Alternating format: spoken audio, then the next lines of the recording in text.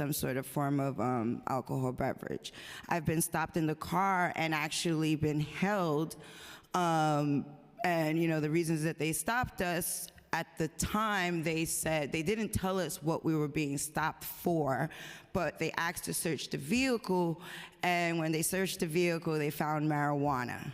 So then that is why we were being held, because they found marijuana, and then because I did not be quiet while I was going through this process, one of the officers even told me, like, on the side, we profiled you because of the hat that my partner was wearing, and I was, you know, I talk with my hands, and so they said it was a domestic violence. They were concerned. Again, a lot of profiles. Not too long ago, I witnessed a Latino man who spoke no English get stopped by plainclothes officers, and I was like, I spoke to the client, the person in Spanish, to ask him if he knew. The cops were telling me to mind my business. They said they didn't have to speak to him in Spanish. So I just want to say that it's just really important for us to really have record of what's happening, because as an advocate, and all my networks and in my involvement in the community on different political campaigns, I'm still affected and impacted by this over-policing, this abuse, which, in all honesty, I think on top of passing the, you know, how many stops bill, I think we also really need to look into the mindset of a lot of these officers, because again, the history of policing goes back to slavery.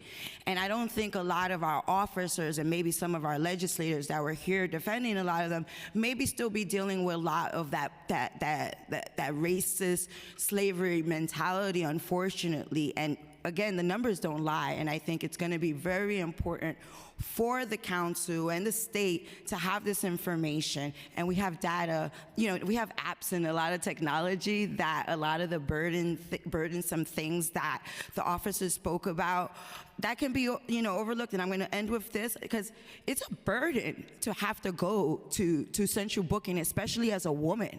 Women do not get processed as fast as men in central booking. And so that's a whole nother issue, but to be sitting there, possibly losing your job because also there's no phones in there. Again, you create more of a burden for the citizen, the constituent, the voters, than the officer who maybe, again, like someone mentioned, just press this, have the video recording. It's a lot of excuses, what feels like people who have this power just don't want to be ever held accountable. And again, that's what history is just showing us. There's no accountability, and I'd just like to see some change before I die. Thanks. Thank you so much. Good afternoon, good evening, Chair. My name is Christopher Leon Johnson. I know it's kind of late. So I'm here to speak on behalf of myself, and I'm here to say that, yeah, you do need transparency with the Right to Know Act, but I have an issue with the fact that they're trying to engineer a lot of stuff toward the CCRB and toward the Inspector General. I have my deal with the CCRB, and they're no good at all. I think they work with the NYPD, et al., like they work with them close-handedly.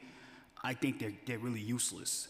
So to really hand, like, let's say you want to give the data to the CCRB instead of the public, it is like counterproductive, and it does no justice to the public. The public wants that information to be sent to them. We want to see it. Now, when it comes to that, we want these if that ever happens one day, I know it might get passed through this council or the next council, whatever it happens, we want to know how can we access information. It should be online, and we need the direct access to the information, not going to a runaround, and depending on sites like 50-A.com. They do a lot of good work putting out police records, but why do we need to go to a third-party website to know about if a cop is corrupt or not? We need this to the public. We need this like on the NYC.com website, NYC.gov. I mean, sorry about that. Now, like I said, when it comes to body cameras, that should be done to the public too. It should be all sent to the public. Like I said, it's just CCRB, they just can't be trusted. Anybody, if you're young, black, Latino, live in an impoverished neighborhood and you ever deal with the NYPD, you get stopped at frisk, or you get wrongfully arrested, or you get, you get barged in your house. They find some stupid way to get into your home. You file a complaint, it's just a waste of time. Usually it goes in the cop favor. And majority of the time, all the CCRB can do is give recommendations. But When was really the last time the commissioner will ever say, oh, let's fire this cop because they messed up? That's really rare. So to be honest with you, this stuff got to get to the public. The public wants this stuff to the public, not to CCRB, not to Inspector General. The Inspector General, same thing. They work with the NYPD.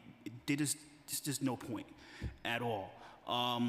So to end this off, you need the right to know. You need these bills to be passed and amended, but it should be steers more to the public, and the public needs to know about this, and especially the people that needs their hand to be held to access the information. They need to know more, especially the ones that have no computers and etc. The ones that have to literally go to these city agencies and get the information. So I'm gonna end with that right now. I know we gotta go. It's late. I know you gotta go too. I gotta go to an event in Brooklyn. So thank you guys. I appreciate it. You can cut it off. Thank you so Enjoy much your for day. coming Thank and you. for your testimony. Thank you. Thank you. Thank you both. Okay. Does anyone else in person want to testify or on the Zoom? Seeing nobody, Chair, you can now close it out. Thank you. This hearing is adjourned.